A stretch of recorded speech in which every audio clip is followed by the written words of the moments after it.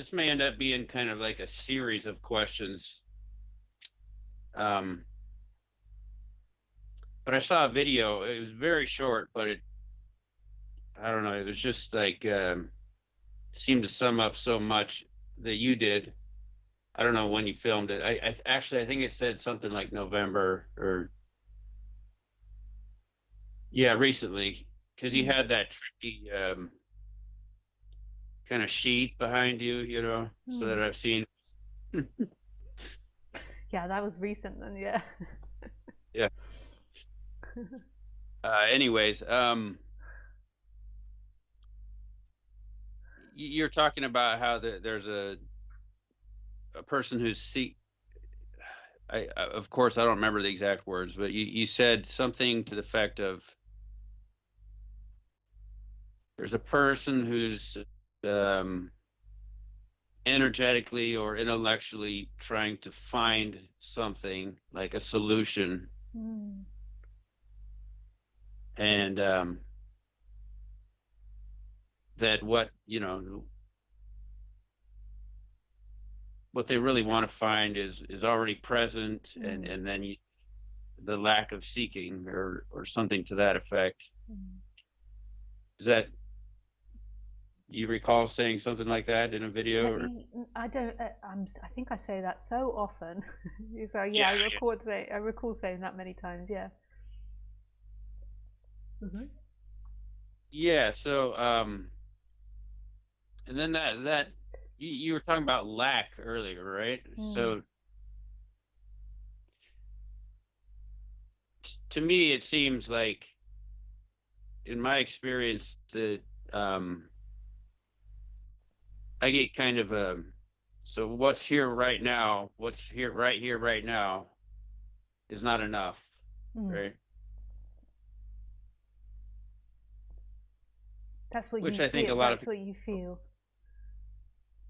right, right. Yeah. And so, they go drink beer or eat ice cream or whatever. Yeah. But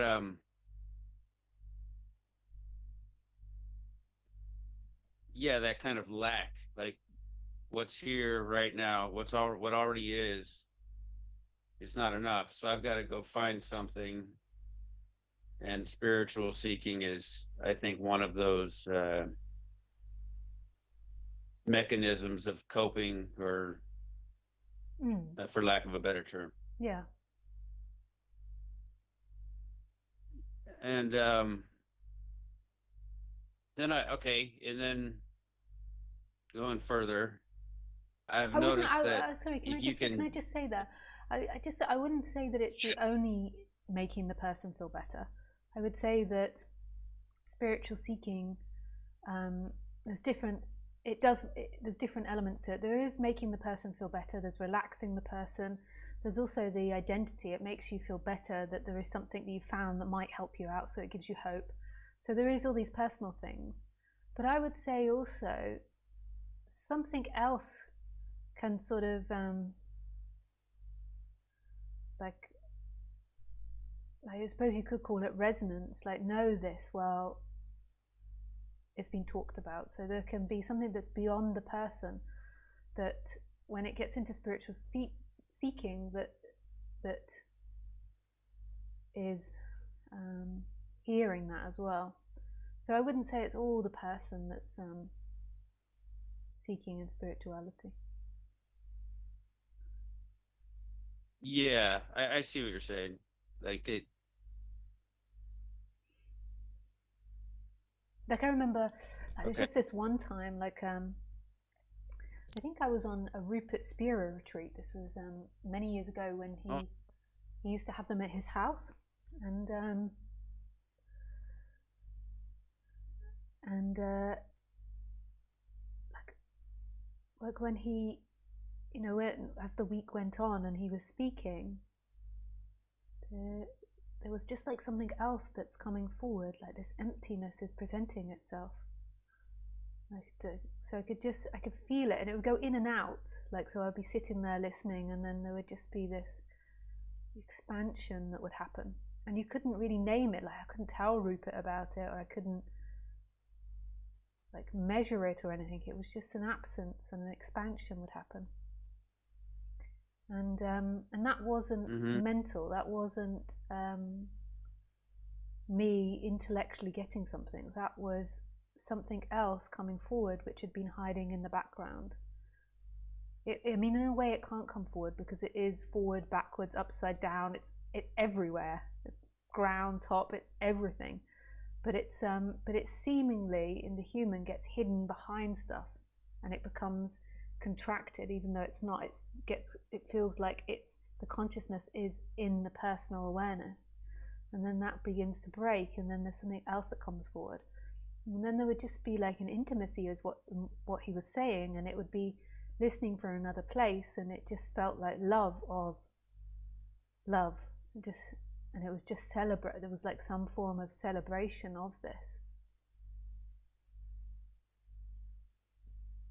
In that retreat, you're saying, or Yeah, that happened in that retreat. Yeah, I remember going back to my parents afterwards,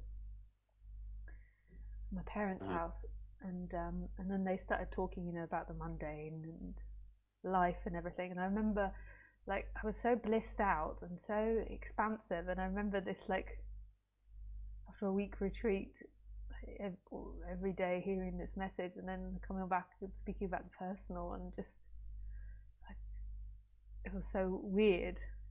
It was really like the brain, like, couldn't handle it.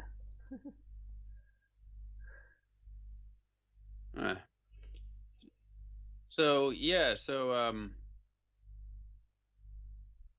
you, would you say that often if something like that happens to somebody, then they spend a lot of time trying to get back to where they were, and Sometimes, but often I think it's happening to people who so minutely. Like when that happened at Rupert's retreat, I kind of forgot about it afterwards because I didn't know how to think about it.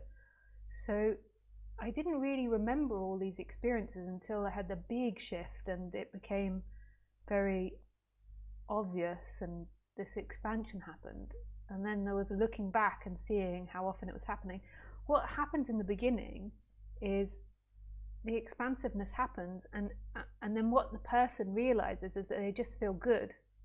But if you actually really question the person, one thing that they might begin to notice is that they don't feel so contracted to the body. They feel bigger,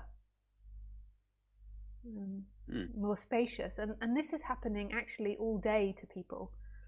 There's and this is why we often get obsessed with pleasures, because when you're doing something you really enjoy, you often forget about yourself. You get into something called flow, and you forget about yourself, and then there is an expansiveness that begins to happen, and it's very pleasurable, but you can't really recognize it. And also it can be quite minute. It's like you're really contracted when you're suffering, and then you just feel like more open, and then the person thinks, oh, it's about the pleasure, it's about what I did, it's about me, it's my spiritual practice, and the person claims it all for itself. But it's actually because the person most probably felt more settled, and there was less seeking energy arising, and then something else begins to happen that's so ordinary and known so well, but yet at the same time veiled by the obsession with you and pleasure and pain.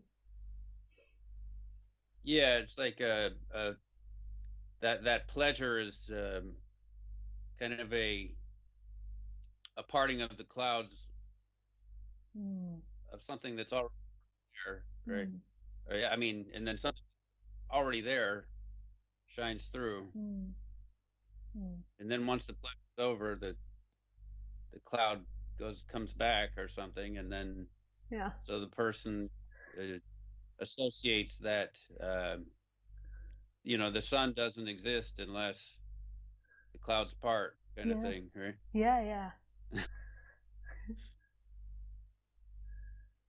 Yeah. So one more thing, I guess. So with this kind of lack, which I guess could be analogous to the clouds, do you feel that this openness or expansiveness, you can kind of observe it, right? The lack Mhm. Mhm. But more freely, yeah, yeah. So there is, not yeah. as Yeah, what be? hyperfocus. Sorry, I think it began to cut Or I out. mean, you can notice that lack. Mm. Okay, so when you have this more I think we just empty skipped kind over of some open stuff because awareness, it kind of like we kind of lapped over each other. I don't know if it was us or the internet cut out, but it's just something I wanted to say back to that. Um, but I've forgotten now. yeah. Oh, sorry. Yeah, sorry. Carry on. I forgot. Oh, okay. So say you have this more open, expansive awareness that you speak of, Mm-hmm. Um, do you notice the seeking patterns, but don't get as hyper focused on them, Mm. So or there's that yeah, so there's seeking different energy? there's different But levels but because but who would notice that? So there's different levels to that. So who would notice that? So that can be personal awareness.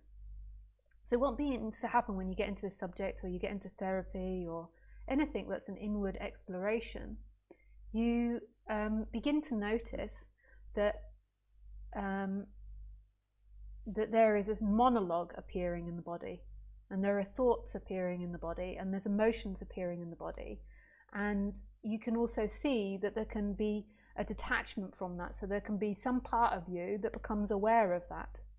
So there is a part of your personal awareness, in a way, that becomes aware of the emotions, aware of the thoughts. Before it was just all intermeshed and it's like you were the thoughts. But then there is the separation from that. And that yeah, is still in the personal story. And that's not wrong. Like I do that. So, if I have pain or seeking energy arising in my body, like old seeking patterns, there is a watching of that.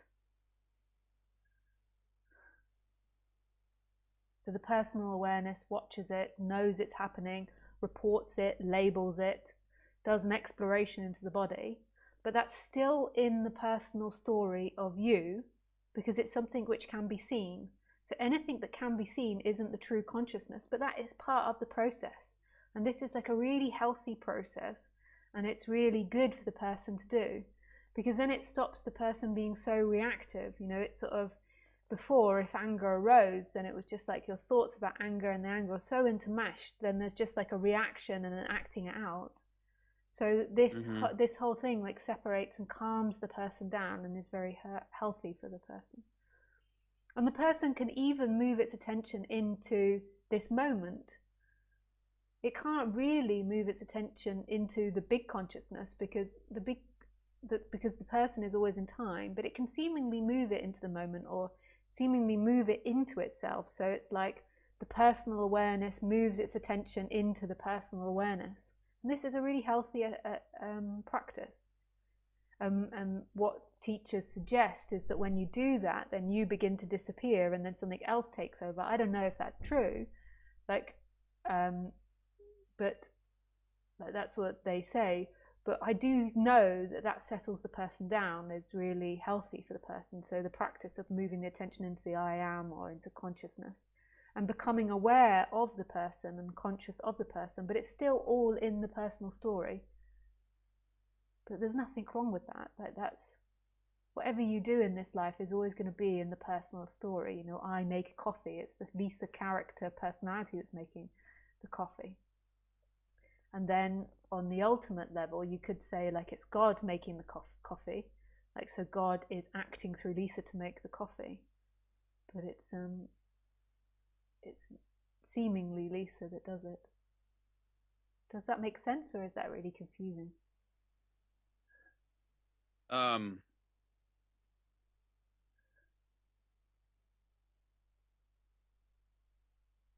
okay. I guess what doesn't make sense to me is just the difference between when you say in the person or not. Mm. Yeah, It's and still, you won't really ever wake that up, work that out, because the consciousness is here. So you're not yeah. in. So you're not in deep sleep now. There is things happening. There is consciousness, right? Yeah, Like, so we can say, we can give a tick to that there is something which is perceiving this. There is perception happening. absolutely. And then there is a personal awareness which moves the camera of your body. And there's a narration that goes on with it, like, I am going to get up and make a coffee. Not all the time. Sometimes our body is like doing things automatically. And that personal awareness can say, I'm Uh-huh. going to become present, and it can focus the personal awareness into itself. So you can put personal Okay. awareness in personal awareness. So it's a story, but you're saying in that particular case where you're seeing your lack or seeking, it's kind of a healthy story, Yeah, yeah, totally. Yeah, something like that. yeah. Yeah. And to do it, throughout the day, it's super helpful. And that's, like what a lot of Buddhist traditions teach is becoming mindful, becoming present. What the person often gets muddled up with is it thinks that it can put its personal awareness in the big consciousness, where it can only really put its awareness in itself. But yeah, like It so a seems lot of people like feel like they can get to consciousness, but what can happen when you do that is that there is a disappearing of the person, and then there is this consciousness. There is that which is left. And there can yeah, be like tastes of it, because it's like when you put your personal awareness in itself, it's it's like your personal awareness isn't running off in its stories or its emotions and its feelings. It's kind of disappearing. But it's not really the person that tastes it. It's that in its disappearance, something else is being revealed, which was always there. But that's not yeah. the permanent state that you have to be in. You don't have to permanently be putting effort into being like that. At some Right. point, it will just shift over naturally. But you know what just came to mind when you were saying that is, and I'm sure you're familiar with this, but you know the focusing on the sense of I, and then it will eventually go away or Mm-hmm. something like that. Mm-hmm. Like you were saying, if you can focus on the person and it's like eventually it kind of subsides and Yeah. you end up it and it can help make it Yeah, I don't know about help or not help. Like, I mean, that makes okay. plausible sense. Like, to do these practices and to relax the person, there'll be something that shifts over. But I don't want to make any promises. And like, Uh, like in the end, yeah, I don't really. well, I'm sure I'm doing some seeking myself here, but Yeah. but yeah. The Anyways, person will be shocked, like when it has the awakening, at how much it was seeking. Like that, everything was in a way when the person's identified as seeking. It's constantly seeking, seeking, seeking. I remember when having this awakening, I was in King's Cross train station, which is a massive train station in London. I remember just like sitting against the wall and just like looking at people walking past and seeing from the way they moved their body, the seeking, and the way they drunk their coffee, and the way they bent down, and like there was seeking energy. And I know that sounds really crazy, but it's like the person, everything of the person becomes infected by that, like looking for home. It can't feel that, but it's just looking for relaxation. When can I relax? When can I get home? right.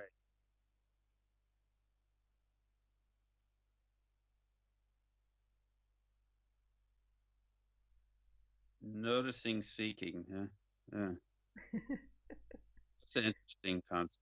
Yeah, Okay, well, nice. Thanks, Birch. Enjoyed uh, speaking you know, with you. talking to me again. Yeah, pleasure. It's lovely to speak to you. Yeah, nice. All right.